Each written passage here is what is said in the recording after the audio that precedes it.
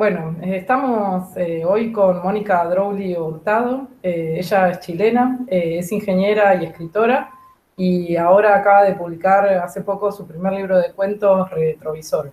Y la idea es que le vamos a hacer una entrevista ahora para el blog Las Correctoras, lascorrectoras.com.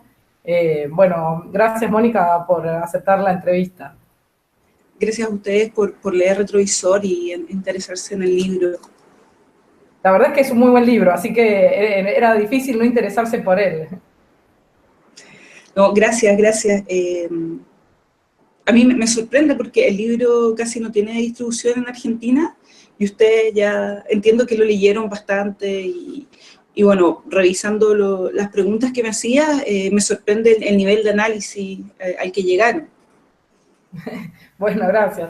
No, y además realmente es un libro apasionante. Yo creo que ayer justo cuando estaba buscando, digamos, algunas entrevistas y eso para ver, digamos, como qué te habían preguntado anteriormente, creo que está en Mercado Libre el libro. De todos modos, supongo que si logramos conseguir hacer que el interés se mueva, veremos qué otros canales de distribución se pueden encontrar, ¿no? Porque la verdad que es muy interesante. Bueno, si te parece, vamos a las preguntas.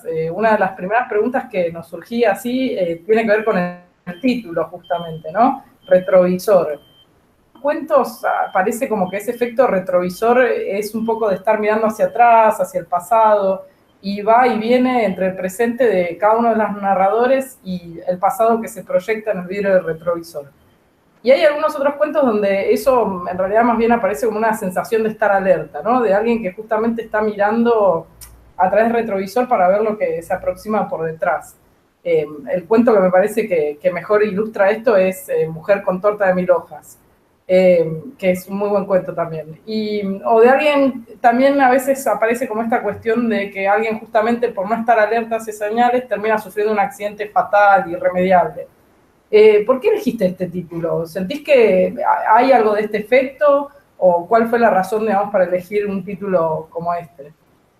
Bueno, primero que nada está este primer cuento que se llama Retrovisor, que comparte el título con el libro, y ese cuento lo estructuré, es la biografía de un gato de peluche, estructurada hacia atrás. Cada capítulo va contando un momento anterior en su vida, como si estuviera revisando algo a través de un retrovisor. Y en ese cuento para mí estaba claro en que hablaba por un lado de la estructura y por otro de este personaje que sufre este accidente fatal que pudo haber visto tal vez algo por el retrovisor, pero al parecer no lo hace y termina teniendo este cuento, o sea, este final tan terrible, irremediable como dices tú. Y en ese cuento es bien explícito para mí que se llama Retrovisor. Tiene la tarea de ponerle un título al libro entero. Y podría haber sido un título de cualquier otra cosa o un título de uno de los cuentos, y ahí vino una discusión grande con los editores de cómo se podía llamar este libro. Y para mí están estos elementos que tú señalas, de que siempre hay algo del pasado que vuelve de algún modo, que se hace presente pero no necesariamente visible, como si estuviera en un punto ciego y uno necesitara una superficie externa o algo más para poder mirar hacia atrás y comprenderlo.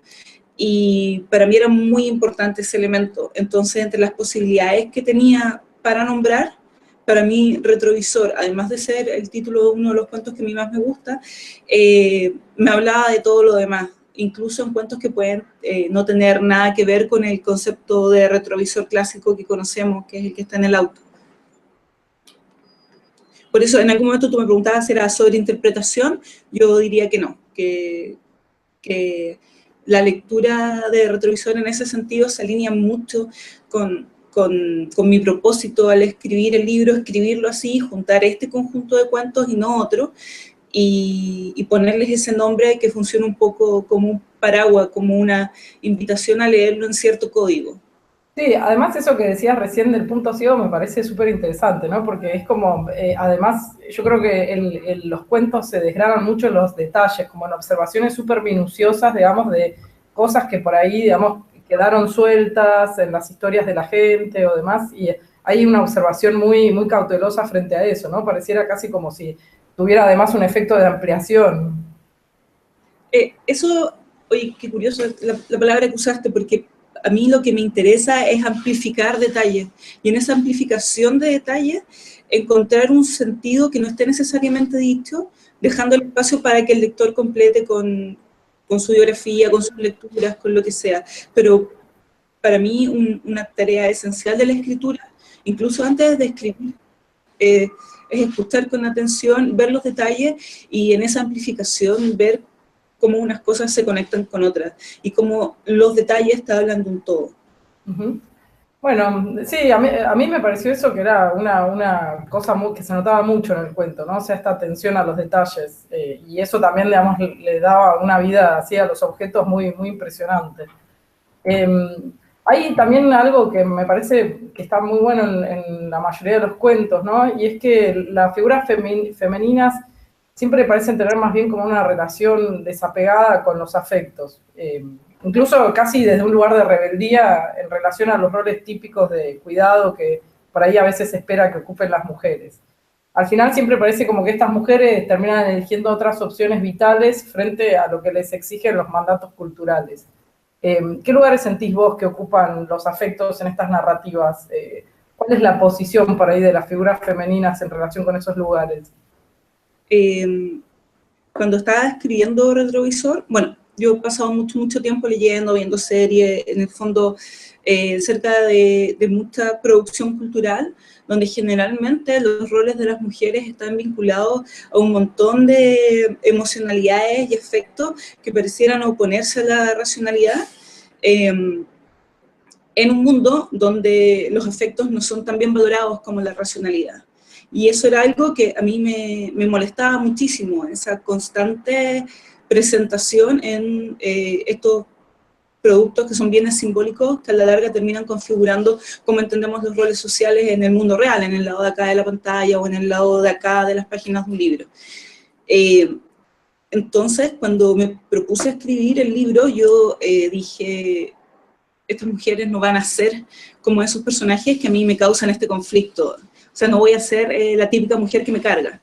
Y sobre todo porque entiendo que desde las ficciones también se puede construir realidad. Entonces me propuse que mis personajes tuvieran otro tipo de preocupaciones, como todos los seres humanos normales, que no son pura afectuosidad y son un montón de otras cosas más. Y si bien yo creo que hay afectos, sobre todo, no dichos, sino que en relación con los objetos, quise que tuvieran otras preocupaciones, como una especie de declaración de principio, como decir, estoy aburrida que me digas, sí, te felicito por ser tan racional a pesar de ser mujer, que es un piropo que me han dicho muchas veces en la vida. Y digo, oye, pero si yo puedo ser racional, yo también tengo un cerebro, no soy puras emociones. Y por el otro lado están los hombres, que siempre son percibidos como súper racionales cuando también son puras emociones. Y era una decisión que tomé al escribir de separarlo porque yo entiendo el rol que la literatura termina cumpliendo. Por acumulación van generando un sentido, van naturalizando cosas, y esta era una de las cosas que yo estoy muy aburrida de que esté naturalizada en nuestra sociedad. Sí, además eso se nota mucho también, ¿no? Porque, digo, en contraposición, cuando uno analiza por ahí un poco las figuras masculinas dentro del libro, son como bastante apegadas e incluso también por momentos bastante, con una emocionalidad bastante irracional, ¿no? Estoy pensando en el cuento del perrito Sammy, el de Domésticos, ¿no? Se llama. Bueno, ahí, digamos, esa racionalidad del hombre termina como siendo exactamente lo opuesto de la figura, digamos, más tradicional, del rol típico más tradicional masculino, ¿no? Sí, sí, ahí ese personaje, Lucas, que se empeña en buscar un perrito que no es suyo, me gustó explorar esa posibilidad de alguien que se obsesiona y, y que en el fondo fuera más allá de que si es hombre o mujer o no sé, o no sepa lo que es, sino que es una persona que tiene una obsesión y se aferra a ella seguramente porque tiene unos flancos carentes por otros lados. Entonces, no me había dado cuenta que había hecho a los hombres más sensibles, mira tú. Qué interesante. Va, no, no sé, por ahí no los hiciste más sensibles, simplemente yo que estoy, digamos, imaginándome, ¿no? Pero me pareció como que eran elementos por ahí un poco más. Digo, en el retrovisor, por ejemplo, es el hombre el que va a buscar el peluche para tratar de salvar a la nena. Digo, ¿no? Pienso como en todos esos elementos que se van hilando de algún modo y aparecen ahí con otra sensibilidad. Incluso el personaje de Lucas, por ahí, el de.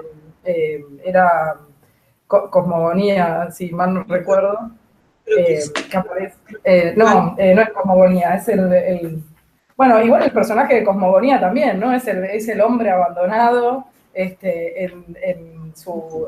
El croquis estival, perdón, ahí el personaje de Lucas. No, y Cosmogonía también, ¿no? Aparece ahí como el hombre abandonado, que la mujer lo deja porque se fue a hacer un viaje a Rusia, aparecen con esa sensibilidad, digamos, lastimada en algún punto, ¿no? Sí, sí, mira, no había pensado tanto en mis personajes masculinos. Me voy a quedar con la tarea de analizarlos un poco más. Tenía súper claro cómo había construido los personajes femeninos, pero a los hombres no. ¿Ya? Está bien, pero eso también dice muchas cosas de No, la posición del escritor. Eh, y hablando de esa posición del escritor, otra cosa que también, digamos, aparece mucho ahí es un estilo de escritura muy especial, digamos. Vos tenés como, me encanta porque son frases muy cortas, sintéticas, con una sintaxis así muy clara, casi despojada, y en varios de los cuentos pareciera haber alguna burla también insinuada al saber académico sobre la literatura, esta escritura así farragosa y compleja, elaborada. También hay varias referencias en varios de los cuentos al uso de redes sociales, de servicios de mensajería virtual, internet y todas esas cosas. ¿Vos sentís que este estilo es más propio, o sea, que tu estilo es como más propio de un tipo de escritura vinculado por ahí a los fenómenos de escritura en las redes sociales o hay algo ahí vinculado a tu propia formación profesional? ¿Cómo surge esta decisión de narrar de esta manera? yo creo que hay una mezcla de varios factores. O sea, indudablemente mi formación profesional, eh, cuando uno escribe para otra persona, busca comunicarse, busca claridad. Y es como la principal función cuando uno escribe algo en ingeniería. No es el placer estético, ojalá que no sea un bodrio de leer, pero sí que exista comunicación y principalmente en mis labores en ese mundo, yo creo que una de mis gracias es que yo intentaba establecer una comunicación eh, cuando escribía muchísimos documentos. Y por otro lado, me pasa que cuando yo me propongo escribir, lo que a mí me interesa es el tiempo que me rodea, mi tiempo, lo que está a mi alrededor, y me doy cuenta de que la literatura entra en competencia en términos de tiempo con muchas series, con muchas películas, con todos los juegos que hoy en día hay en los celulares, que no existe un espacio a lo largo del día para sentarse a leer, que la gente que lee como que le roba tiempo a otras cosas, que está esto de leer en el metro o en el bus, en el subte o en la combi. Entonces, pensando en todo ese tipo de cosas y pensando que a mí lo que me interesa es la comunicación, yo digo, ¿cómo estructuro un texto que sea capaz de robarse un espacio de otra cosa hoy en día? Y ahí empiezo a estructurar estos párrafos más breves, muchas veces inconexos uno con el otro. Pareciera, no sé, por un momento estoy hablando de un poema, después estoy hablando de Ana y después estoy hablando de la vida de alguien. En ese sentido, eso nace de estructurar pequeñas cápsulas que se pudieran leer independientemente y que por acumulación vayan haciendo sentido. Y la estructura de las oraciones simples fue porque a mí me interesa mucho trabajar un tono desapegado, donde si bien pareciera que le hago el quita los sentimientos, las emociones y todo lo demás, funcionan en cómo la persona lo completa. Y la frase cortita, desde mi perspectiva, funciona muy bien para fingir esa especie como de antisepsia narrativa. Sí, se nota, eso también me parece muy interesante lo que decís vos, ¿no? O sea, yo también sentía como eso que mencionabas recién, de que estaba como también escrito así en algún punto para competir con la atención de todas las cosas que están todo el tiempo, los teléfonos y eso es más, digamos, o sea, yo cuando lo agarré dije, me lo leí de un tirón al final, porque realmente también te engancha mucho en algún punto ese mismo estilo de escritura, así tan sintético, digamos. Sí, a mí me pasaba, bueno, como que mi experiencia con la lectura ha ido cambiando un poco a lo largo de los años. Yo podía leer cosas muy largas, como muy pegadas, y ahora no tanto. Tengo una atención dividida muy severa en este momento de mi vida. Me cuesta mucho tomar una cosa y quedarme en ella todo el rato. Y me pasa porque si hay algo que me interesa, encuentro una palabra que no sé o un dato que digo, ¡ay, qué interesante! ¿Y qué hago? Lo googleo. Y googleando, obvio que me interesa otra cosa y hago clic y si bien estaba leyendo un texto original, termino como 3 clics más allá en otra cosa. Y todos esos clics finalmente terminan siendo parte de mi experiencia de lectura. Y uno de mis propósitos al escribir estos cuentos fue en cierta medida dar cuenta en la interfaz narrativa, en el texto mismo, esto que nos pasa ahora, esto de hacer clic, que va mucho más allá de una nota al pie de página en los textos antes. Claro. La digregación, esto de te estoy contando esto, y haces un paréntesis, pero ¿qué es esto? Y vas y entras en tu tema y entras otra vez, y pareciera que ya te olvidaste del tema original y después vuelves. Esa experiencia de lectura que también pasa cuando uno ve una serie y uno no entiende algo, entonces lo googlea, que empiezas a tener como varias interfaces, una al lado de otra, y todas quieren tu atención. Esa era una de las cosas que yo en cierta medida quería reflejar, pero al mismo tiempo la literatura es lineal, yo te puedo dar una sola información, no es como el cine que tiene una pantalla donde tienes información en un montón de lugares, además de texto, además de música. Entonces dije, ¿cómo transmito esta sensación de está todo aquí, no me puedo concentrar en una sola cosa, en un texto que es esencialmente lineal? No, y pero que además también configura un desafío para vos también, ¿no? Que la gente que enganche leyendo el libro. Sí, también, Eh, sí. sí.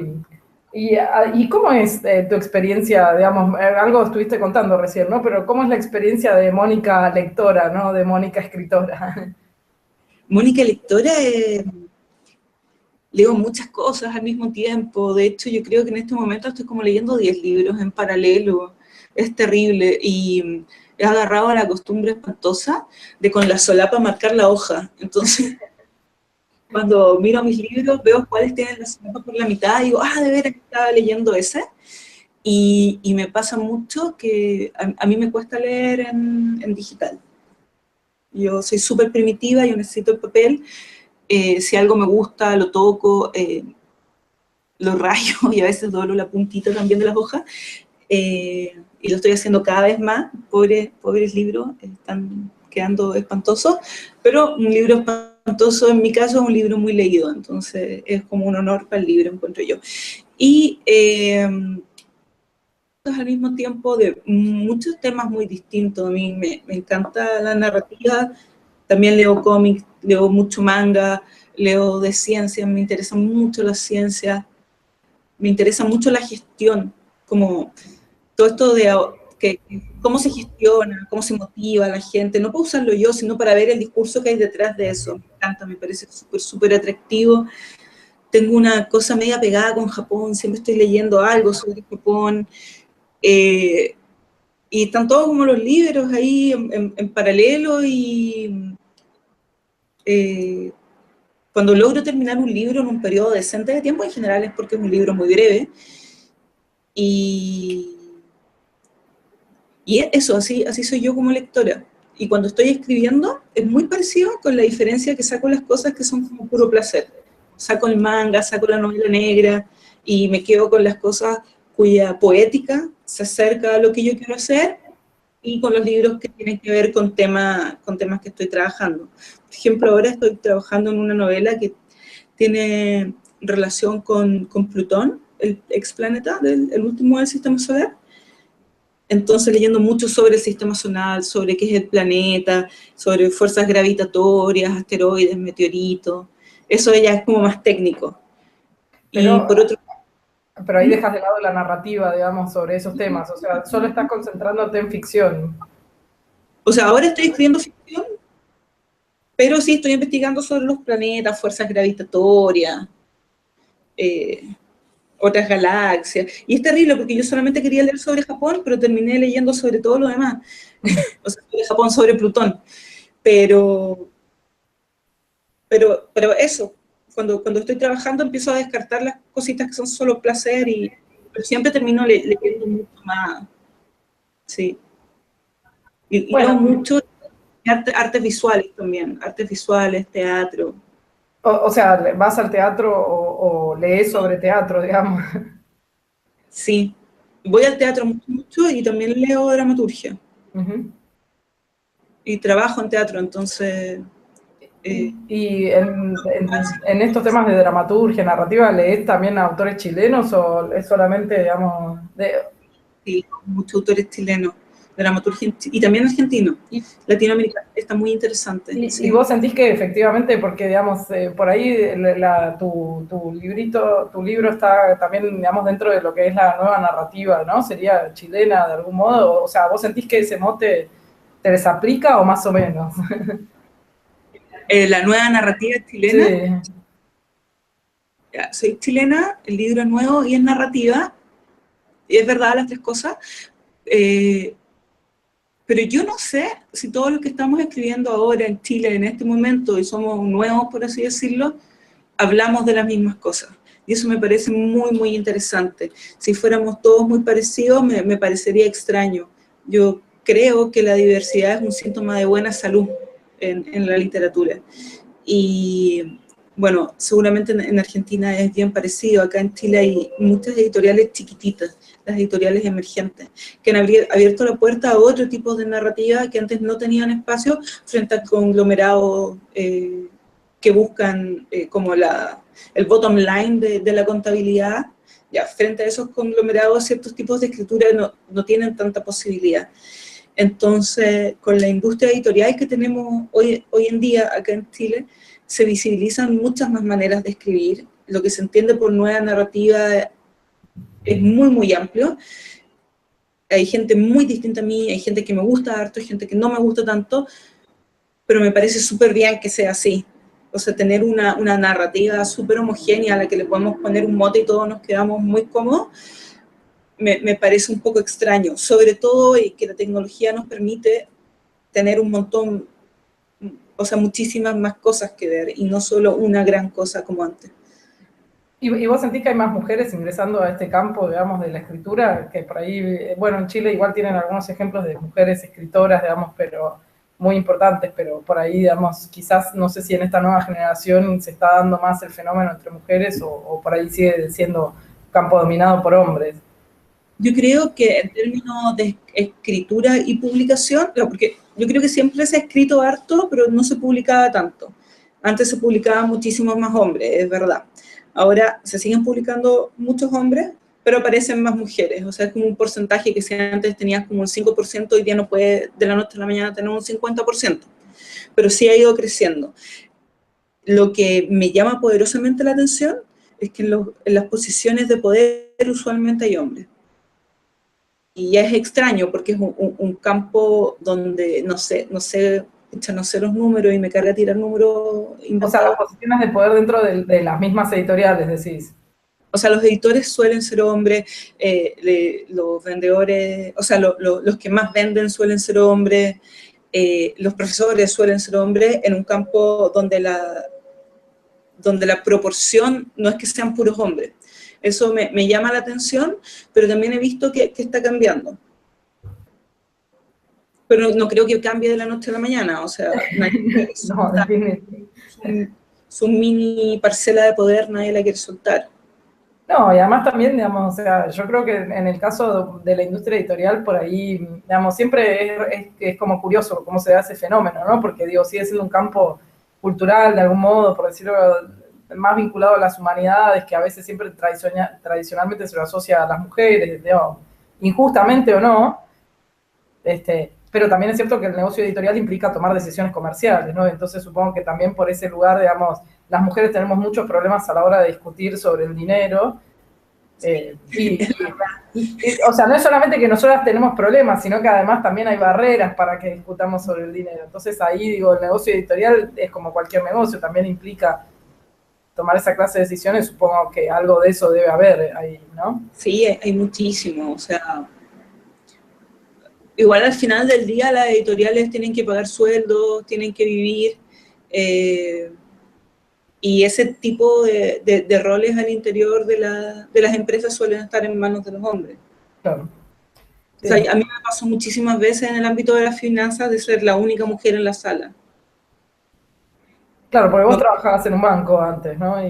Varios. En varios. 4 bancos, donde usualmente era la única mujer en la sala, y alguna vez yo sentí que estaba cumpliendo una cuota de género.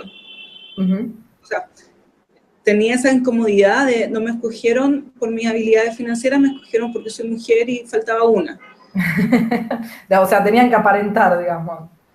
Pero finalmente ya una termina haciendo bien el trabajo. Pero es esa sensación de, miren, tengo esta rareza aquí, es una mujer que suma, y bien, check, cumplí mi cuota. Y por eso también, digamos, trataste de, como de tener ese diálogo distinto en el libro, ¿no? O sea, creo que hay una mirada, no sé si feminista, digamos, ¿no? Pero no sé si llamarla así, pero hay una mirada muy fuerte de una persona que está escribiendo desde ese lugar existencial, quizás, de esa experiencia de ser mujer, ¿no?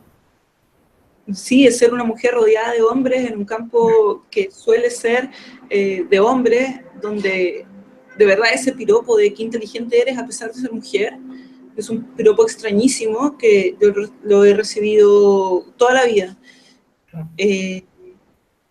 Habla de que no se espera que seamos inteligentes, y mucho menos que ocupemos roles donde se toman decisiones. Y yo siento que en la literatura muchas veces se sigue reforzando ese prejuicio. Sí. Entonces mi manera para luchar contra eso es, uno, ser una buena profesional que toma buenas decisiones a pesar de ser mujer, y otro, en la literatura, seguir escribiendo desde esa posición, hablando desde ahí y no desde puros sentimientos y emociones, que son súper importantes, pero creo que a veces pueden haber jugado en contra en lo que se espera en el ámbito social. Sí, de hecho, mi última pregunta iba también relacionada con eso, ¿no? Porque me llamó mucho la atención esta caracterización, porque hubo un crítico literario, Camilo Marx, que habló de que tus cuentos partían de situaciones domésticas pedestres, ¿no? O sea, usó este término. Para mí fue rarísimo porque digo, situaciones domésticas pedestres, bueno, toda la literatura arranca a partir de situaciones domésticas pedestres en general, ¿no? O sea, no es que uno arranca hablando de los grandes temas por ahí, digamos. Y hablar de la muerte, la guerra. Y claro, digamos, ¿no? O sea, ¿qué cosa no es una situación doméstica pedestre también en algún punto? Y bueno, me parecía un poco injusto este mote, digamos, entre eso, por otras razones más, pero además sobre todo porque me parecía que digamos, en ese espacio que aparentemente es doméstico y demás, se cuelan como un montón de elementos propios de ciertas experiencias vitales dentro de un mundo globalizado, ¿no? Y aparece, por ejemplo, en el cuento Mujer con torta de 1000 hojas, aparecen ahí los Thundercats, y en uno de los cuentos, en el de Dolor Exquisito, aparece todo este fenómeno de comprar por Amazon, a la cerveza belga en el espejo la cerveza belga en el cuento retrovisor y todo eso, ¿no? Y me parece que hay ahí una conexión, o sea, entre por ahí ese espacio doméstico y un mundo globalizado. ¿Vos de qué modo conectás esa narrativa, tu narrativa, y las experiencias de tus propios personajes con la experiencia de vivir en un Chile globalizado, ¿no? Sobre todo teniendo en cuenta que entró casi sin discusión a los fenómenos de apertura global, incluso mucho antes que la mayoría de los países latinoamericanos. ¿Vos sentís que hay esa conexión, que esa experiencia doméstica globalizada, cómo entra esa experiencia doméstica globalizada en diálogo con los elementos más tradicionales de Chile que por ahí aparecen en los cuentos como el primero, ¿no? En el que inicia la serie, Retrovisor? Sí, a mí me pasa que que siento que lo doméstico es extremadamente político, que en el plano de lo cotidiano, las relaciones familiares y lo que compres en el supermercado, existen una serie de elementos que hablan de cómo se estructura la sociedad, de cuáles son sus relaciones de poder, su jerarquía y qué es lo que valoramos como positivo o negativo. Y bueno, pasa con Chile que tiene esto de admirar muchísimo lo extranjero. Yo creo que tiene que ver con el mar, la cordillera y el desierto, que nos estuvieron alejados muchísimo, muchísimo tiempo, y que éramos una cosa extraña que nadie conocía, como la provincia más sureña de México. Esa era la percepción de lo que era Chile, y que cuando se empieza a ir mundial, cosas extranjeras, pero muy rápidamente las empezamos a incorporar como algo cotidiano. Y en la vida diaria está eso. Y para mí esas pequeñas decisiones, por ejemplo, cuando alguien te dice que no sé qué cosa es importada, y ese importado es un atributo que significa bueno, necesariamente estás diciendo nacional es malo. Y eso es algo que tú haces mientras te estás comiendo un pollo asado con la familia. Nada más doméstico que eso. Y en el uso del lenguaje empiezas a jerarquizar y a tener una serie de criterios sin que te des cuenta. Lo empiezas a hacer, no sé, con cariño incluso empiezas a tener una serie de juicios de valor que pueden ser muy, muy violentos. Por eso para mí es súper importante la cultura pop. Todas estas series animadas que tú ves súper inocentemente en la tele, que parecieran no querer decir nada, pero en el fondo te configuran poquito a poco la manera en que tú ves el mundo, entiendes las relaciones, entiendes lo que es bueno y lo que es malo. Yo no soy tan de Disney, pero Disney ha hecho eso durante todo el siglo pasado y este. Disney dice cómo es el deber ser, como una princesa, como es un príncipe y qué cosas tienen que cumplir. La tele está metida todo el día en la casa, mucha gente crece con la tele, con programas que muchas veces no fueron hechos acá, que son con valores importados, y tomabas desayuno, veías tele, y así como te comías los cereales, te comías esos valores. Y eso es súper doméstico, o sea, te despertaste y viste un matinal, y el matinal te dice que tal cosa es buena, tal cosa es mala, y ni siquiera la pensaste y ya la incorporaste. Por eso para mí lo doméstico, por pedestre que sea, yo no encuentro que pedestre sea tan malo, por cierto, porque para mí lo hiper cotidiano es súper importante. No, y además aparece mucho, o sea, me parece que estos personajes son como personajes casi, digo, no sé si esto por ahí es una sobreinterpretación mía, ¿no? Pero son personajes como violentamente posmodernos, casi diría en algún punto, ¿no? O sea, viven esta existencia un poco fragmentaria, digamos, sin una narrativa por ahí que los una, digamos, o los pegue definitivamente, y con todos estos elementos así de la cultura pop que vos estás diciendo, que son parte como de esta experiencia, ¿no? De este fenómeno de atravesar una existencia siempre, digamos, desde un lugar de la globalización, de cómo te atraviesa eso, ¿no? O sea, que aparece por ahí también, para mí el cuento que mejor por ahí lo refleja esto es el de Domésticos. No, perdón, ¿Antónimos tal vez? el de Antónimos, quise decir. En el de Antónimos ahí se refleja un montón, digamos, ¿no? Pero bueno, me parecía como interesante, digo, o sea, vos efectivamente sentís que eso está Sí, sí, sí. Esos elementos que tú mencionas yo siento que están y para mí era muy importante incorporarlos. Yo creo que lo doméstico está muy atravesado por lo político y que es extremadamente relevante porque lo hacemos de manera inconsciente todos los días, lo reforzamos y lo transmitimos y lo hacemos de manera muy natural. Y cuando hacemos las cosas de manera muy natural es porque las tenemos absolutamente incorporadas. Si no le ponemos atención a eso, si no ponemos detalle, no nos damos cuenta de lo que hacemos. Y para mí eso es importante, ver en cómo en pequeñas acciones estamos validando tales y cuales comportamientos que al parecer criticamos, pero lo hacemos todos los días. Entonces, tener ese cuidado de ver con detalle y amplificar, que era lo que habíamos hablado antes, esta amplificación en la mirada, para mí es una herramienta fundamental para ver cómo en nosotros mismos operan estos discursos. Bueno, Mónica, ¿tenés el libro ahí a mano? ¿Puedo ir a buscarlo? Eh, Justo eh, aquí al lado mío dale, está. búscalo, Estamos, así quiero que nos leas por ahí un parrafito, un parrafito seleccionado por vos, que te guste a vos. La estamos esperando a Mónica. Mientras tanto, les muestro acá la tapa del libro. Este es para que lo consigan en las librerías.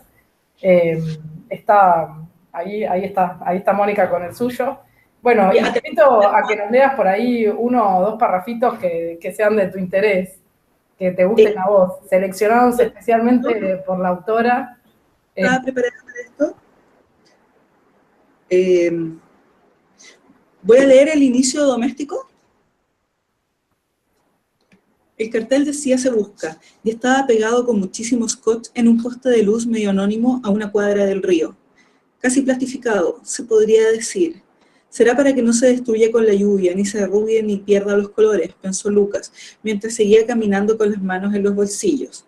Con el rabillo del ojo alcanzó a distinguir: "Se ofrece recompensa", en letras grandes y rojas. No se detuvo a leerlo y apuró el paso sabiendo que, de todos modos, tendría que esperar un rato hasta que cambiara la luz en el semáforo de la esquina. No era falta de solidaridad, indiferencia o un enorme desapego por las pérdidas de los demás. Lucas no quería ver la foto de frente, de manera clara. No era de carácter melodramático, pero sí un tiempo había notado que ese tipo de cosas le rompían el corazón. Llegando al río, Lucas se volvió a encontrar con el cartel, esta vez pegado en el fierro del semáforo. Quiso ignorarlo unos segundos, pero se dio más rápido de lo que hubiese imaginado. No supo si fueron los colores, el cariño puesto al escoger una tipografía que no fuera Times New Roman, o la certeza de saber que en la siguiente cuadra había otro igual. Mientras lo leía, tocó la foto del perrito con su mano izquierda. El frío del metal le llegó a través del papel húmedo. Al tacto, se dio cuenta de que había sacado la mano del bolsillo y que al leer se ayudaba con los labios, sobre todo al pasar por las palabras marcadas en negrita. "Me llamo Sammy, collar grueso, plequita verde", se descubrió leyendo muy bajito, como si fuese un secreto que alguien le acababa de revelar. Bueno, gracias, Mónica, y gracias por tu tiempo para la entrevista. No, gracias a ti por el interés y la lectura tan atenta. Y una pregunta, ¿en Chile dónde se puede conseguir el libro?